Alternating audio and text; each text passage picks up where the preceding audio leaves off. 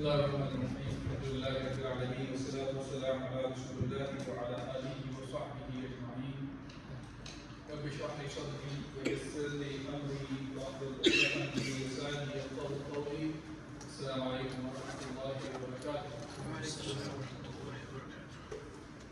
Inshallah, continue the life of Umar Al-Khattab radiallahu anhu. Last few weeks we talked about his life prior to Islam, we talked about how he entered the fold of Islam, and then we talked about his migration and his life basically in Medina. We started talking about it. So basically covering still the life of Umar Al-Khattab during the time of Rasulullah sallallahu alayhi wa sallam. So we are in the Medina life. We definitely cannot cover a lot of stuff. We have to skip, just fit in within these 12 weeks or 10 weeks that we had to finish certain aspects of the life of Umar Al-Khattab. Let's put it this way. Today I was thinking about going to just the end of the Medina era when Rasulullah sallallahu alayhi wa sallam passed away, but I came across something which is important, I think, and I could not resist to talk about that subject, which includes the Sulh al-Hudaybiyah, which is the Treaty of Hudaybiyah and the interaction of Umar al-Khattab with Rasulullah sallallahu alayhi wa sallam, and also a little bit about the Battle of Badr. Obviously, there are many battles, and Umar al-Khattab he pretty much he participated in pretty much all the battles, major battles at least. And the Sulh al-Hudaybiyah has a very important role in understanding even the Seerah of Rasulullah in a proper manner. The time and the era that we're going through, like for example the ceasefire of the Gaza and all those things, and sometimes for things that look shady, we find that many people justify those shady actions by just throwing the words Sulh al-Hudaybiyah or Treaty of Hudaybiyah. Hence, it is important for us to understand what was Sulh al-Hudaybiyah, what was Treaty of Hudaybiyah, and what is the role. And I think the interaction that Umar al-Khattab had with Rasulullah sallallahu alaihi wasallam, because of Treaty of Hudaybiyah, actually plays a huge role to understand that treaty properly. Okay? And we'll see that even though people try to use this Treaty of Hudaybiyah as an evidence to say that you can compromise in certain aspects of Islam, and that's very untrue as a matter of fact. What we see is Rasulullah sallallahu alayhi wa sallam, he was a messenger of Allah, and he always did what Allah subhanahu wa ta'ala commanded, and he did not compromise on any of the commandments of Allah subhanahu wa ta'ala. Okay? That's a basic thing to remember. Inshallah, when we read that, we'll go through that, we'll better understand. Okay, when it comes to the Battle of Badr, Umar al-Khattab, of course, he participated in the Battle of Badr with Rasulullah sallallahu alaihi wasallam, and when Rasulullah was asking for advice from the Sahaba in regards to the Battle of Badr,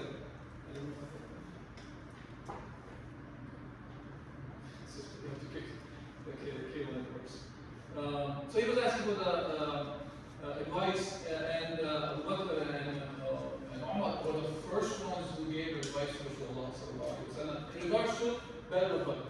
And if you go into details of that, when he was asking, and he was continuously asking, and the Sahaba from the Muhajirin, they responded to Rasulullah, Abu Bakr responded, Umar responded, and then other Sahaba from Ansar. And Rasulullah continuously was asking still the advice, and then the Ansar, they realized that Rasulullah was asking about their opinion, because the reason was, as the Fuqaha discussed this in detail, that Rasulullah was asking the opinion of the Ansar at that point is because the Badr was outside of Medina, and the bay'ah that the people of Medina gave to Rasulullah for protection was in Medina. So Rasulullah wanted to make sure that they are with Rasulullah for this battle of Badr as well. And of course, their affirmation from their side and their full support came to Rasulullah sallallahu alaihi wasallam. And different Sahaba from Ansar, they got up and they gave support to Rasulullah for the battle of Badr as well. In this battle, what we see is Umar al-Khattab radiallahu anhu ended up killing one of his maternal uncles. And Asim Hisham is the one who was killed by Umar himself in the battle of Badr. And this is a huge thing to think about it. That you are in a battlefield up against your own family members and you end up killing. And the Sahabi, as a matter of fact, I'm not mentioned here, but Abu Ubaidah al-Jarrah, he's the one who killed his father in this battle. And that shows that their attachment to the deen was above everything, including their close family members and ties. If they preferred kufr over Islam, the ones who were Muslims from the Ansar and the Muhajirin, for them, the deen was above everything else. And they showed it by their actions. And Umar al-Khattab also proved from his actions as well. And he's the one who actually, after the battle was over, when Rasulullah was asking for the suggestions on what to be done for the prisoner of wars, and Umar's response was that his suggestion was that all the prisoners should be killed at that time. And the same was the Sa'ad bin Mu'adh from the Ansar. But Rasulullah took the advice of Abu Bakr, and his own advice was to not kill those prisoners of war. And later on, Allah subhanahu wa ta'ala revealed the verse with which he actually agreed with the Umar and Sa'ad bin Mu'adh opinion. So remember that Rasulullah did an action because that was a mubah action, it was a permissible action at that time. It's not that Rasulullah went against what Allah's command was. It was a permissible action, and he chose that what Allah subhanahu wa ta'ala preferred at that time was that those prisoners of war at that time should have been killed. And Umar, when he passed by and he saw Rasulullah and Abu Bakr were crying because the verses were revealed regarding this aspect, and Umar went and asked them, and he asked like this, so that tell me why are you crying, so I can also cry with you, and if I cannot cry, I'll make myself cry. This is the love that Umar had with Rasulullah sallallahu alayhi wa sallam, that he said he would fake the cry if he could not cry for the reason they would cry. And the reason was the verses were revealed, and that was mentioning that the action that was taken, Allah would prefer the other action being the killing. But of course, Rasulullah already to the action being the prisoner of war were supposed to be released with a certain ransom, and if they could not pay the ransom, that they could teach 10 of the people how to read and write in the deen. Okay. And Umar's love about Abbas radiallahu anhu, the uncle of Rasulullah, was like this, because he was one of the prisoners of war in the Badr, and he said to Abbas, "O Abbas, that become Muslim, for by Allah, if you become Muslim, that will be more dear to me than Khattab, his father becomes Muslim." See how much love he had for Uncle Nabi. Why? Because he knew that Rasulullah, it was dear to Rasulullah that his uncle would have accepted Islam. Hence he wanted that as well. Okay, so that's about the Battle of Badr. Now when it comes to Treaty of Hudaybiyah, even though I am just discussing the aspect of Umar al-Khattab's role in that battle, or not the battle, the treaty, so Surah Hudaybiyah, so Allah saw a dream, and in that dream, he saw that he was going to perform the Umrah, and there was a sign for him to go for Umrah. And Rasulullah told the Sahaba were very excited that finally, after about 6 years had passed, migrating to Medina, so it's been a long time that they have seen the Haram. So they were excited to go to the Kaaba and perform the Umrah. And Rasulullah, along with about 1,400 Sahaba, they went towards Mecca to perform the Umrah. To cut the story short, the Meccans, they did not want the Sahaba to enter into the Haram to perform Umrah. And Rasulullah, he wanted to send a delegate from Rasulullah's side to represent him and go and talk to the leaders of the Quraysh so they would allow Rasulullah and Sahaba to perform the Umrah. So Rasulullah wanted to send Umar al-Khattab, and he asked Umar to go. And Umar he said that he fears his life, fears for his life, because of what Umar has done to the Meccans, and also there was not enough people of Bani Adi bin Ka'b, his clan, that they would be able to protect Umar al-Khattab. Now, as you just mentioned that he killed his maternal uncle in the Badr. So now Umar suggested Rasulullah sallallahu alaihi wasallam. So first he mentioned that, and look, that does not mean he's denying or not accepting the command from Rasulullah sallallahu alaihi wasallam. We have to understand certain things here. That when there is a command, whether this command carries an obligation or it is a suggestion, as a recommendation. This is why in the fiqh even, every command from Allah and His Messenger does not carry the weight of an obligation. And fuqaha, they use the different principles and the qara'in or the indicators to understand if that request is an obligation or is a recommendation, or it could be even a permissible action. So here, Umar understood that, and of course, if it was an obligation, he would have gone along with it. So, and in other talks I have mentioned here, that like in the Battle of Badr even, when Sahaba they were going towards the Badr and the Rasulullah stationed the army in some place, one of the Sahabi, he asked Rasulullah sallallahu alaihi wasallam that is it the command of Allah subhanahu wa ta'ala to station the army here, or whether this is just a personal choice of Rasulullah sallallahu alaihi wasallam. And when Rasulullah mentioned that was a personal choice, then he gave his recommendation that we should move the army towards the well of the Badr, take the water and go to a higher place that would be much more beneficial from the military tactics, and Rasulullah accepted his opinion and moved with that opinion. So that's because these are permissible actions. These are the things where there are multiple ways of doing an action, and you try to choose the best action. So whoever has the know-how of certain things, he can provide his opinion, and then it is up to the leadership, whichever opinion is taken. Now, in this case, when Umar suggested, he said he's not the best person, and then he suggested the best person. And the best person, he said it should be Uthman bin Affan, because he belonged to a strong tribe, which was Banu Umayyah. And one of the leaders, main leaders of the Meccans of Quraysh at that time was Abu Sufyan. And Abu Sufyan was from Banu Umayyah. So he was a relative of Uthman. Uthman had big, huge family over there who would defend Uthman bin Affan. And this is what we see. Not only Uthman was defended, he was welcomed, even he was offered to go and do the Umrah. And Uthman refused. He said he cannot do the Umrah while Rasulullah is not allowed to perform the Umrah.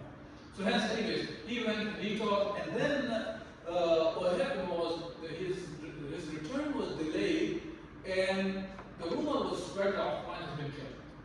Upon that, Rasulullah he took a bay'ah, which is under the tree referred as Bai'at al-Ridwan, under the tree, the bay'ah was taken by Rasulullah, a pledge of allegiance, and that pledge of allegiance was to revenge the death of Uthman. Of course, Uthman was not killed, he returned back, and no fighting, nothing happened at that time.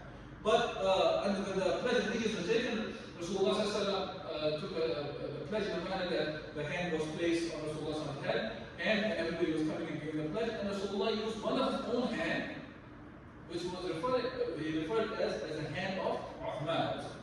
Anyway, Uthman came back and everything was fine. Now, and then later on, a treaty was made, and Suhail bin Amr,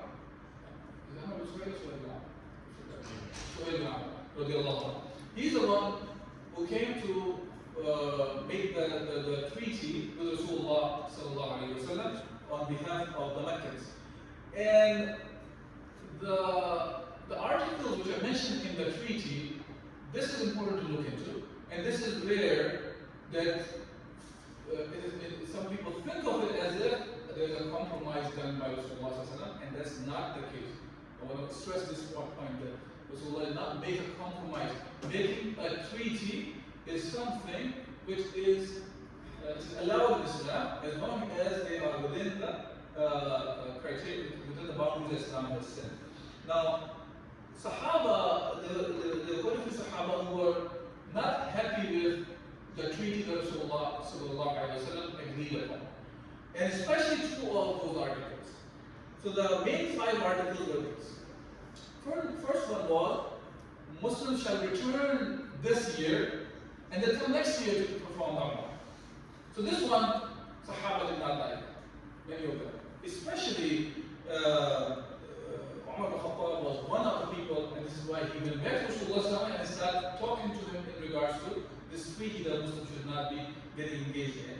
Second one was, they shall not come back armed, but can bring with them swords only sheathed in scabbard in the sheath, and these shall be kept in bags. So they're not coming with a weapon because you're coming for the Umrah, you're doing the act of worship. You should not be coming with any kind of intentions of war. And number 3 was, war activities shall be suspended for 10 years between the Meccans and the Medina or Rasulullah sallallahu alaihi wasallam. So now, pay attention to what does it mean? It means they have recognized Rasulullah sallallahu alaihi wasallam as a state now. Hence, they are able to do this peace treaty. And then the 4 which they did not like was, if anyone from Quraysh go with Muhammad sallallahu alaihi wasallam, meaning if he accepts Islam and goes to Rasulullah sallallahu alaihi wasallam in Medina and without his guardian's permission, he should be sent back to Quraysh. Okay? But if somebody from Muhammad sallallahu alaihi wasallam's camp, if he leaves Islam and comes to Mecca, then he will not return. Rasulullah cannot have. So this seems like a little bit off balance kind of a thing, that it seemingly looked like it was in the favor of the Meccans, but the reality was it was not. It actually benefited the Muslims more than the Meccans would have expected. As a matter of fact, later on, they wanted to come and take this part of the article out of this treaty because that harmed the Meccans more. Okay. Number 5 was, whoever wishes to join Muhammad sallallahu or arrange a treaty with them, meaning the allies of Rasulullah, the tribes which are allies of Rasulullah, they will be part of the treaty as well. The allies of the Meccans, they will be part of the treaty as well from Meccan side now. So meaning, for example, Banu Bakr was a tribe that was ally of the Meccans, and hence they were also part of the treaty. They will not also fight with Rasulullah and the allies of Rasulullah. Banu Khuzaa was the ally of Rasulullah. Okay? So hence, they were also done, and they did become part of the treaty as well. Now, those who objected the treaty the most included these big names, by the way. Umar Al-Khattab, Sa'ad bin Ubadah, he was the leader of the Khazraj. And Usayd bin Hudayr, he was the leader of Al-Aws. These 2 tribes were the main tribes of Medina, Al-Aws and Al-Khazraj. So both the leaders of those tribes, they were not happy with this treaty as well. So they were dissatisfied, and then Umar went to Rasulullah sallallahu alaihi wasallam, and look at the way, the tone he was talking to Rasulullah sallallahu alaihi wasallam, the wordings he was using. He himself regretted that so much later on for the way he talked to Rasulullah sallallahu alaihi wasallam, that he continued to fast, he continued to give charity, free slaves, and all those things, that hoping that he will not be questioned for his the way he talked to Rasulullah. He said to Rasulullah, are you not the messenger of Allah subhanahu wa ta'ala? And Rasulullah says, yes. And then he said, are we not Muslims? He said, yes. And he said, are they mushrikeen? He said, the Rasulullah said, yes. And then he said, then why should we accept this humiliating deal? So he referred to this treaty as humiliation. Why is it he was looking at humiliation? One, he was thinking, no, Rasulullah is commanded to do the Umrah, and he's not performing the Umrah. He said he can do the Umrah next year, he's agreeing with that. So he thought that this is humiliating. Or the Muslims, if somebody becomes Muslim from the Meccan side, goes to Rasulullah without the permission of the guardian, he has to return back. While on the contrary, if a Muslim leaves Islam, goes to Mecca, and Mecca will keep him. They don't have to return him back. So he looked at it, this is humiliation for the Muslims. So he said, Rasulullah replied, I am the Messenger of Allah, Rasulullah, and I will not disobey him. Okay? So this is interesting to understand this. When Rasulullah responded, he did not try to weigh the political aspect of it or to see that what seemingly looks like beneficial for them and harmful for them. Rather, his response was, I cannot disobey Allah subhanahu wa ta'ala, meaning it's a command of Allah for him to be engaged in this treaty now. So he's fulfilling the command of Allah subhanahu wa ta'ala, Rasulullah sallallahu alaihi wasallam. So he said to Umar that I cannot disobey Allah, hence I will do what Allah has commanded. And another report says, I am the slave of Allah and His Messenger, I will never go against His command and He will never forsake me. See that? So that part has to be understood clearly. When he was going along with this treaty of Hudaybiyah, that Allah subhanahu wa ta'ala is the one who commanded Rasulullah to go along with this treaty. Hence, then it becomes part of the command, part of the wahi to be engaged in that and Rasulullah was performing this action. It's not by any means a compromise in the deen. It's not by any means to say, oh, you're meeting something in the middle. You know, when we say compromise, even though this word sounds very good all the time, but in reality, it's a problematic thing when you are trying to think of this way. For example, Brother Abdul Rahman, he comes to me and he wants to do something Allah has commanded, and we know this is the command of Allah. And let's say that another person comes in and he said, no, this is problematic, we're going to have loss if we follow what Abdul Rahman is telling us, or Allah has from us. And he believes that we should go other way around. And then they say, okay, you know what, how about this? We crack a compromise, we crack a deal. Instead of following what Abdul Rahman is saying, instead of what he's saying, okay, sometimes we'll follow Abdul Rahman's what he thinks that Allah wants, and sometimes we will not follow him. So we are meeting in the middle. It's a compromise, a middle solution. Look what happens here. When you go like this, when you act like this, you meet in the middle. Before, in the beginning, Abdul Rahman was right, the other person was wrong. Now they're both wrong. Isn't it? Because now you're in the middle. Because you have lost the haq, you lost the right thing to do. And that's what happens. Compromise, in those things, to call it compromise is okay because the two things are halal. Both are halal, and you're choosing one of the two, or you're meeting in the middle, which is another halal thing, then it is okay to compromise those things. But to say that something Allah has obliged, but it's seeming a little difficult, so we're going to meet in the middle. You know, like for example, people talk about like this, oh, riba is haram to be engaged in these kind of a dealing, but you know, one business, one house, one car, or a school loan, this is okay. And once I'm done with all this, inshallah, I'll go and clean up. No, this is not okay. Haram stays haram. You cannot say that I am going to go meet in the middle and clean up later on. Because you don't know. We don't know if you're going to live that long or not. So, of course, if somebody is already engaged in any of the haram things, we try our best to get out of it. Not try to come up with some sort of justification of that haram action. Anyways, I digress. Come back to the subject. So Rasulullah did not make any kind of a compromise. Yeah? Rasulullah was following the command of Allah. So now after that he went to Abu Bakr. Okay, so let's try Abu Bakr now. So he's trying to create some sort of buzz within the Sahaba. Let's go to Abu Bakr now. And he asked the same questions to Abu Bakr also. And Abu Bakr's response, subhanAllah, was almost identical to what Rasulullah told him. He agreed that yes, they're Muslim, and I'm not. And then he said to Umar to stop arguing and objecting, listen to him. For I bear witness that he is the messenger of Allah and that the truth is what he enjoys. And he will never go against the command of Allah, and Allah will never forsake him. So he was pretty much saying the same words as Rasulullah already told Umar Al-Khattab. Another thing that is probably mentioned later on. Anyway, so he said to Rasulullah, he asked Rasulullah, Ya Rasulullah, did Allah command you to do the Umrah this year? Rasulullah said, yes, Allah commanded me to perform Umrah, but I never said that we will perform Umrah this year. He said, then you want us to do the Umrah? He said, yes, but not. Rasulullah did not say it will be performed this year.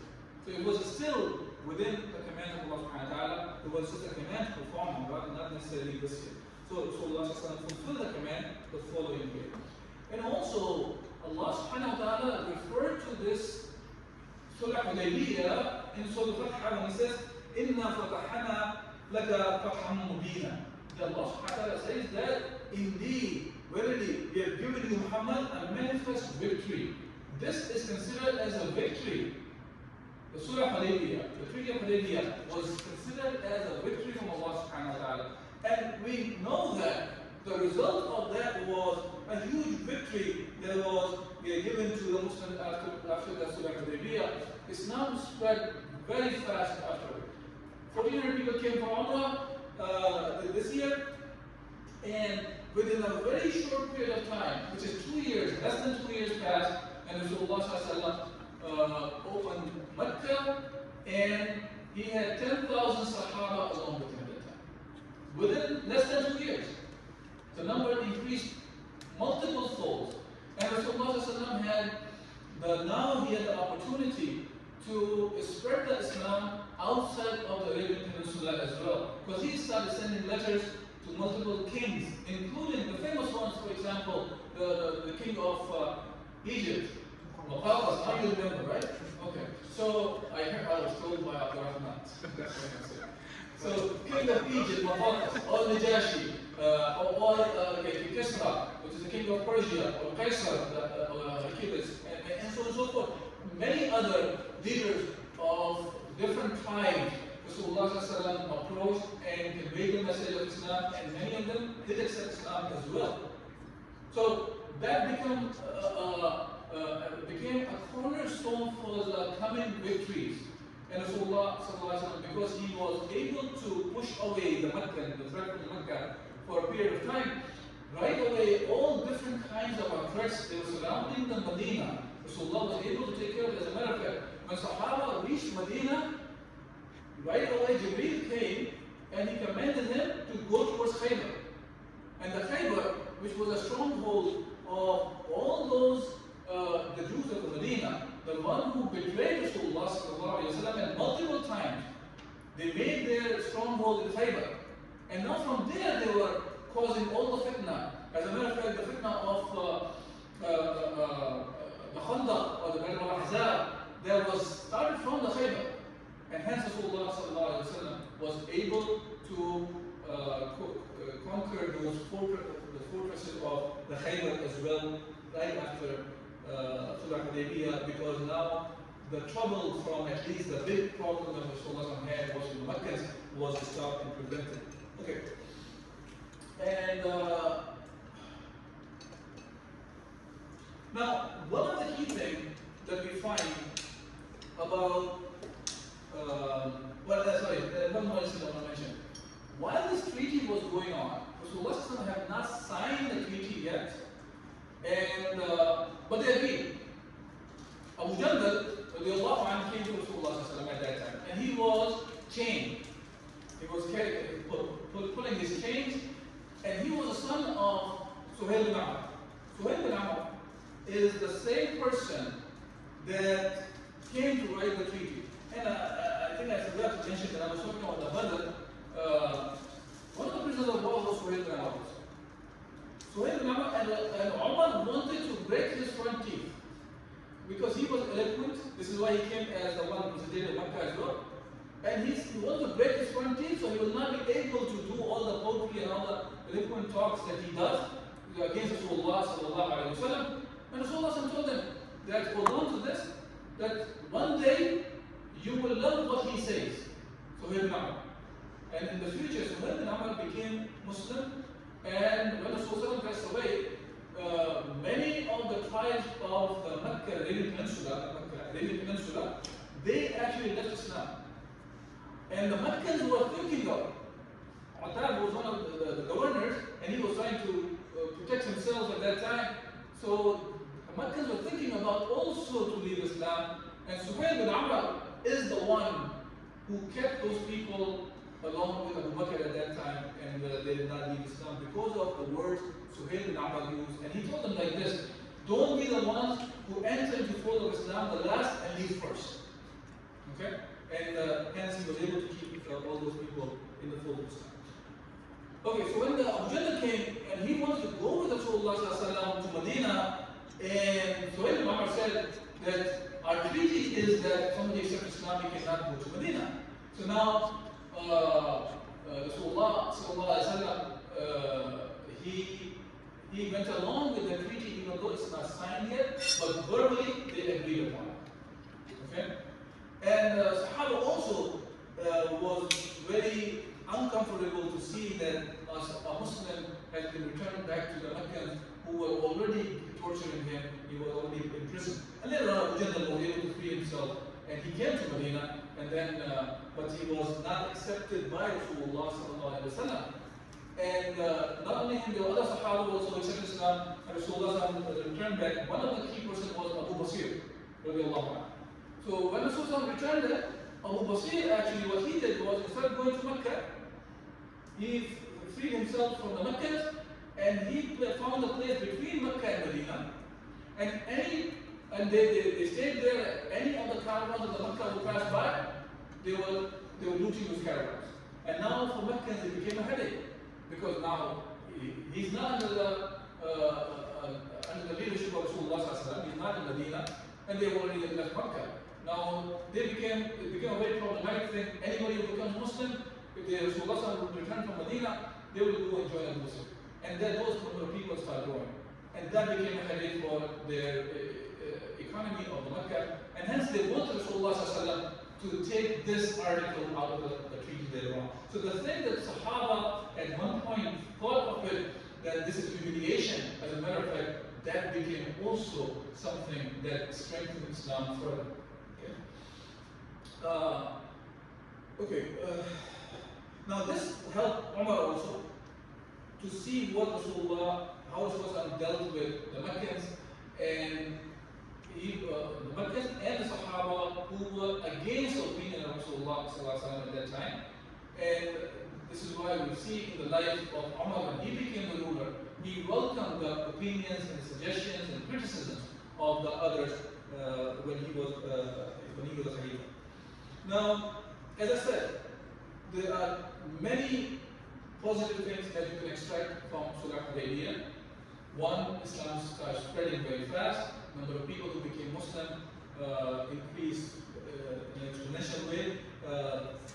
The people who came to Hudaybiyah were 1,400 men, while when they went to open Mecca, they had about 10,000 soldiers along with them. A number of Muslims, of course, were way more than that. And this treaty by itself is a legal kind of think of it from the worldly perspective. It's a testification from the Meccans that they accepted now Rasulullah as a power. Hence they made a treaty. Because treaty happens between the states. So they accepted Rasulullah as an authority now. Before that, they were thinking of this going in question of Rasulullah. And now they have accepted him as leader. Also, so other points I've already covered. I think that we are able to go. If there's any questions or comments about this subject now, one more thing I think I should add to it, which is also now nowadays what we see many of those treaties, so-called peace treaties that we are seeing, they are not really peace treaties, number one. It is more of a humiliation have been put down on the Ummah of Rasulullah. Of course, the brothers and sisters who are in Gaza, they have all the right to be out of the situation they are in. It should be more of a question to the ones who are outside of Gaza, who Allah has given them the power. They are given the power to stop the genocide even in the past, like when it was going on, it's still going on as a matter of fact. And they had the power to speak against it, to gather the Muslim Ummah, to go ahead and stop this genocide. We have to really question ourselves, what was our role, what did we do, and what are we doing even now? For that. So once we're inside the midst of this genocide, they are, of course, question differently, and the ones who are outside, the ones who have all the power and authority, and they fail to do anything. Lots of times they ask questions according to their istiqa'ah, according to their capabilities. So we should not be the one thinking of those kind of, this kind of treaty compared to the idea. I don't see the comparison. If there's a question to come, inshallah, try to entertain them. So what was the attitude of the Kuffar Quraysh towards the Treaty of Hudaybiyah from their perspective? What did they think of it? Well, so that's the thing. Rasulullah continued to grow to be a power, right, in the Arabian Peninsula. And they had battles until Surah Hudaybiyah. They had at least 3 major battles, Badr, Uhud, and Al-Khattab. And of course, there were many skirmishes happening besides that. That actually pushed them to the point that they had to recognize Rasulullah as a power. But for them to allow Rasulullah to enter into the Mecca at that time, they thought of it as if this is humiliation for them. So they were trying to push away, thinking, okay, this way we are not humiliated. And if you go into more detail of the Hudaybiyah, there were other things happening. So Khalid bin Walid was sent with about 200 horsemen to attack Rasulullah, the fortunate people who were there. Rasulullah was able to avoid them, and that did not happen. And then there were some people came who attacked the Muslims, the Muslims were able to capture them, and Rasulullah, because of the goodwill, he released them. Now, so supposedly they were thinking of it as if this is their side of the victory. Allah planned something different. And in reality, there was a real, very clear victory that happened for the Muslims. For the Meccans, they were more of just trying to avoid the entrance of Rasulullah because they were trying to question that he's coming in and going to the Tawaf and the Kaaba. For them, this is a humiliation for them. So that's what they were trying to do. Makes sense? But the conditions. So they were thinking this is their favor. To them, how did they perceive it as to their advantage? Oh, because if a Muslim, if anybody wants to become a Muslim from Meccan side, goes to Medina, they cannot keep him in Medina. They have to return back to Rasulullah. Also to Mecca. Rasulullah had to return them back. But if anybody leaves the Islam, leaves Muhammad and wants to join Mecca, Mecca can keep him. But Rasulullah cannot keep him. For them, they're looking at, oh, we have upper hand. But in reality, that backfired them big time. So they were thinking it is upper hand they're trying to show, it is not.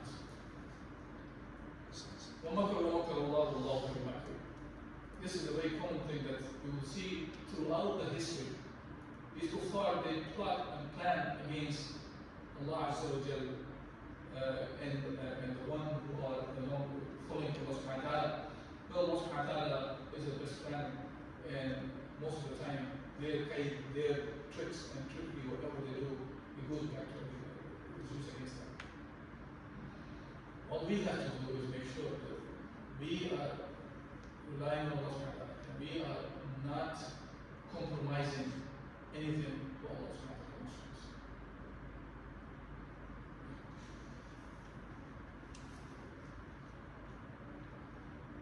Any other question?